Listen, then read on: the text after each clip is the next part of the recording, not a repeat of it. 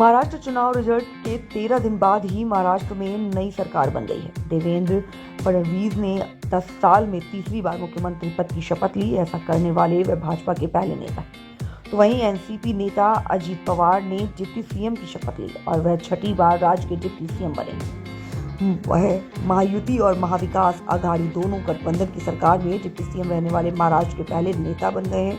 साथ ही एकनाथ शिंदे ने भी डिप्टी सीएम की शपथ ली। इसके साथ ही दिल्ली में अजीत पवार गुट में खुशी का माहौल देखने को मिल रहा है। अजीत पवार गुट में एनसीपी दिल्ली प्रदेश अध्यक्ष वीरेंद्र सिंह ने बधाई देते हुए दिल्ली में एनसीपी की सरकार बनाने की बात कही और दिल्ली वासियों के लिए नई नई योजनाओं की भी चर्चा की। और क्या कुछ कहा, आइए सुनाते हैं इस रिपोर्ट में। महाराष्ट्र में विधानसभा चुनाव हुआ और उसके बाद जिस तरीके से एनडीए की बम्पर जीत देखने को मिली और वहीं एनसीपी की लगातार जो बढ़ोतरी देखने को मिली, उसी बीच जहां उसके बाद अजीत पवार जी को मुख्यमंत्री बनाया गया, इसी बीच दिल्ली के कार्यालय पर भी भव्य आयोजन देखने को मिला। कई पोस्टर्स ऐसे लगे हैं जिनको देखकर आप भी खुश हो जाएंगे और एक भव्य स्वागत यहां पर अजीत पवार जी का हुआ, पार्टी का हुआ। हमारे साथ बातचीत करने के लिए दिल्ली प्रदेश अध्यक्ष हैं जो अब एक बड़ी योजना के साथ दिल्ली की गलियों में निकलने वाले हैं। कई पोस्टर हम आपको साइड में दिखा रहे होंगे कि पोस्टर पे क्या क्या लिखा हुआ है, किस तरीके की योजनाएं एनसीपी की महिलाओं के लिए होने वाली है, दिव्यांगों के लिए होने वाली है,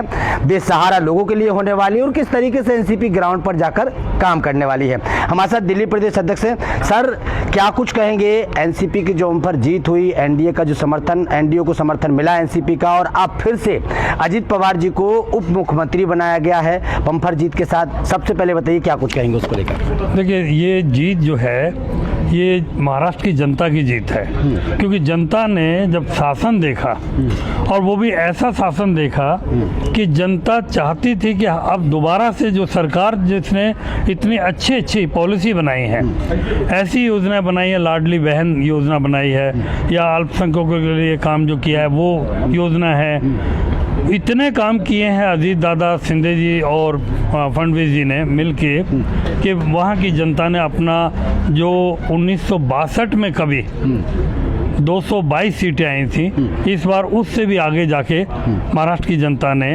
महाराष्ट्र को जिताने का काम किया है। अध्यक्ष जी, महाराष्ट्र विधानसभा चुनाव को लेकर तो मिठाइयाँ आपने बांटी, जलेबी भी यहाँ पर खाई, फूल भी बरसाए। सवाल ये खड़ा हो रहा है कि 2025 में दिल्ली के विधानसभा चुनाव होने वाले हैं जिसको लेकर तमाम पार्टियां लग चुकी हैं।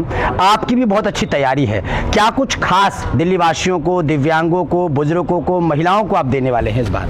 देखिए, हम लोग ये जो फ्री की रेवड़ी बांटने वाली पॉलिसी पे काम नहीं कर रहे और उसी का कारण है कि हम लोगों ने जो काम किया, हमारे नेताओं ने जो काम किया, महाराष्ट्र में हम लोग पूरी तादाद में चुन के आए हैं और दिल्ली में हम लोगों ने जो पॉलिसी बनाई है, जो ब्लूप्रिंट अजीत दादा पवार और प्रफुल्ल पटेल जी ने जो बनाया है, कल मेरे को 1.5 घंटे मुझे मौका मिला अपने लीडर के साथ बैठ के बातचीत करने का और दिल्ली के लिए उनका बहुत ही बड़ा विजन है। वो लोग बेरोजगारों को रोजगार, नौकरी या व्यापार या बेरोजगारी भत्ता मिलना चाहिए, इस पे काम करना चाहते हैं। वो लोग, हमारे नेता अजीत पवार साहब और प्रफुल्ल पटेल जी शिक्षा पे काम करना चाहते हैं। वो कहते हैं कि शिक्षा टोटल फ्री मिलनी चाहिए, ये चैरिटी के रूप में होनी चाहिए, ना कि बिजनेस हो। तो उनका उस पर भी बहुत बड़ा प्लान है कि हमारी दिल्ली का हर एक बच्चा, जो भी गरीब हो, अमीर हो, राष्ट्रपति का बेटा हो या हो गरीब की संतान,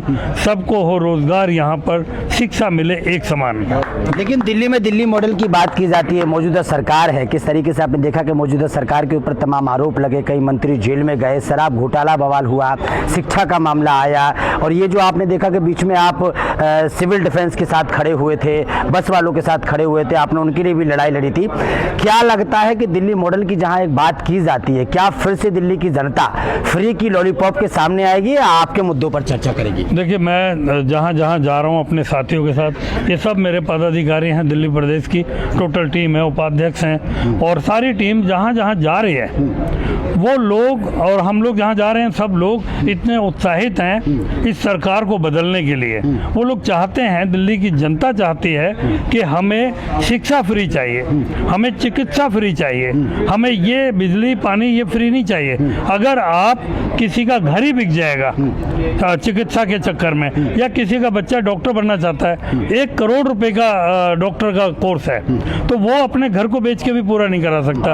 अगर आपने ये फ्री कर दिया तो उसका बच्चा डॉक्टर, इंजीनियर, बड़े बड़े पौधों पे जाएगा। तो हम लोग वो चाहते हैं। क्या लगता है कि महाराष्ट्र की जनता ने जिस तरीके से एनसीपी को आशीर्वाद दिया है, अजीत दादा पवार को आशीर्वाद दिया है, ठीक है, तो क्या लगता है कि आने वाले वक्त में एनसीपी को दिल्ली में से भी आशीर्वाद मिलने वाला है, दिल्ली की जनता के माध्यम से? दिल्ली की जनता ने मन बना लिया है और एनसीपी के साथ जो डे बाय डे लोग जुड़ रहे हैं, उससे मुझे भी लग रहा है कि अब हम लोग दिल्ली की सरकार जो है हमारे बिना नहीं बनेगी। और ऐसे कार्यकर्ता, ऐसे साथी जुड़ रहे हैं जिन्होंने 15-15 साल पार्टियों में काम किया और अब वो चाहते हैं कि हम एक सही नीतियों पे काम करने वाली पार्टी के साथ जुड़ के और विधानसभा में एक नई पॉलिसी लेके आए जिसमें आम आदमी का शासन लगे।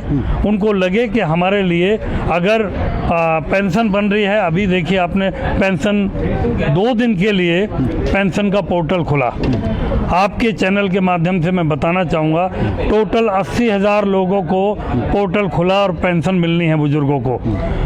पिछले 10 साल से जो बंद था, 2 दिन के लिए खुला, 2 दिन के बाद वो बंद हो गया। लेकिन अभी आम आदमी पार्टी अपने विधायकों के जरिए लोगों को बेवकूफ़ बनाने का काम कर रही है। उनके फार्म भरवाए जा रहे हैं जबकि पता है कि उनको पेंशन नहीं मिलेगी। क्यों नहीं मिलेगी? क्योंकि 80,000 लोगों के फॉर्म भरने थे जो पोर्टल पे पहले 2 दिन में ही ख़त्म हो गया, अब वो बंद है। तो लोगों को बेवकूफ़ बनाया जा रहा है और ये सरकार बेवकूफ़ बना के। जनता से क्या अपील रहेगी इस बार आपकी? जनता से यही अपील है कि आप अगर अपने बच्चों का भविष्य चाहते हैं कि ऐसी सरकार ना आए जो 1 बोतल के साथ में 1 बोतल फ्री दे, या शिक्षा के नाम पर आपको 10वीं तक फ्री में ये बोल दे कि आपको पास कराते जाएंगे, तो वो 12वीं में 11वीं में वो बच्चा फेल होगा, वो हायर एजुकेशन में नहीं पहुंच पाएगा। मतलब ये सरकार आपके बच्चों को बेरोजगार बनाने का काम कर रही है या मजदूर बनाने का काम कर रही थी। आपको इस चीज़ को भी समझना होगा। दूसरा, आपको ये समझना होगा कि जो इन्होंने दिल्ली सरकार की जो डिस्पेंसरियां हैं या मोहल्ला क्लिनिक है, इन्होंने जो 457 दवाइयाँ होती थी उनको कम करके इनको कर दिया है 100 कुछ।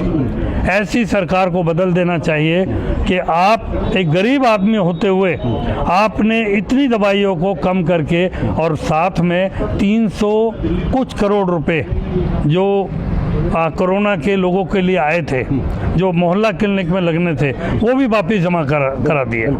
तो ऐसे लोगों के बारे में आपको हमें समझना है और इन लोगों के लिए जनता को मन बनाना चाहिए कि इसकी जमानत जब्त करनी चाहिए हर एक आदमी। दिल्ली में एनसीपी को मौका मिलेगा और जनता क्यों मौका दी दिल्ली में एनसीपी को? सरकार बदलनी चाहिए, नहीं बदलनी चाहिए? मैं आपके माध्यम से बताना चाहता हूँ, पूरी तरीके से सरकार बदलनी चाहिए, क्योंकि 3 बार मुख्यमंत्री बनाया जनता ने, दिल्ली की जनता ने। वो अपनी सुरक्षा नहीं कर सकते, वो दिल्ली की जनता की सुरक्षा क्या करेंगे?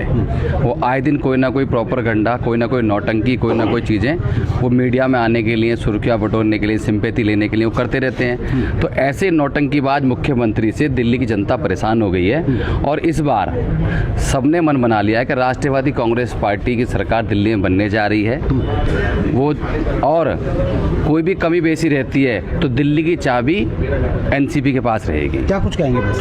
मैं बस यही कहना चाहता हूं कि जो सरकार अपनी नाकामयाबी का टिकड़ा दूसरी सरकार पे फोड़े, जब इससे कोई काम नहीं होता है केजरीवाल जी से, तो ये कहते हैं जी हमारे को सेंटर से नहीं किया जाने जा रहा है, सेंटर नहीं करने दे रही। तो अब भी तो वही वाली सरकार सेंटर में है। आने वाले टाइम में कौन सी सेंटर से सरकार बदल जाएगी? आने वाले टाइम में भी इन्होंने यही कहना है कि भाई सरकार तो वही है।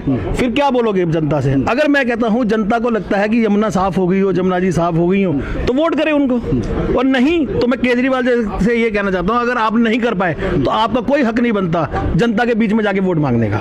एनसीपी के दिल्ली प्रदेश अध्यक्ष वीरेंद्र जी हैं, इनकी योजनाओं पर कितनी खरी उतरने वाली है दिल्ली की जनता, कितना समर्थन देगी दिल्ली की जनता इनकी योजनाओं पर जो पोस्टरों पे लिखा हुआ है बुजुर्गों के लिए, दिव्यांगों के लिए? जी देखो, ऐसा है कि ये तो जब इनको सीट मिले या जब ये आए तब ये बताएंगे। अभी तो हम लोगों को कह ही सकते हैं ना कि अब ये इनकी मैं आपको गारंटी दे सकता हूँ वीरेंद्र सिंह जी की कि ये जो कहते हैं वो करते हैं, ना ये किसी का रोना रोते हैं कि उसने नहीं करने दिया, ये खुद कर देते हैं जी, हमने अपनी आंखों से देखा है। मतलब झूठे वादे नहीं कर रहे हैं, करके झूठे वादे, झूठ तो है ही नहीं ना फितरत में, फितरत में नहीं झूठ इनकी। जी तो तमाम लोगों से बातचीत की है दिल्ली प्रदेश अध्यक्ष ने। सबसे पहले तो मुख्यमंत्री अजीत पवार जी को धन्यवाद दिया है, बधाई दी है, और सबसे बड़ी बात यह कि जिस तरीके से महाराष्ट्र की जनता ने एनसीपी को आशीर्वाद दिया है, आने वाले वक्त में दिल्ली प्रदेश अध्यक्ष ने कहा है कि आने वाले वक्त में 2025 में हम यही इसी जगह पर महाराष्ट्र के चुनाव को लेकर मिठाइयां बांटी थी, दिल्ली के चुनाव को लेकर भी मिठाई बांटेंगे, खुशी मनाएंगे, फूल बरसाएंगे, और आने वाले वक्त में दिल्ली की जनता एनसीपी को दिल्ली में भी प्यार देगी। कैमरामैन दुर्गेश के साथ ब्रजेश कुमार।